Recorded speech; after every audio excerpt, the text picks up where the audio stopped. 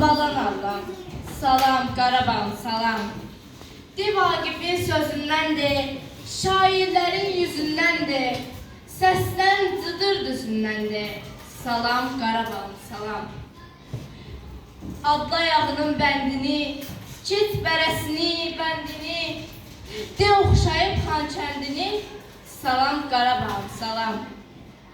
Nə nazlanır xarı bülbül, görüb ömrə yarı bülbül, oxu ona sarı bülbül. Salam Qarabağım, salam. Köylüm uçur kəlbəcərə, çəmən salar gül becərə, umudum səndən cücərə. Salam Qarabağım, salam. Qayasında xına qanım, getirəcək xına qanım, halalımdır sana qanım. Salam Qarabağım, salam.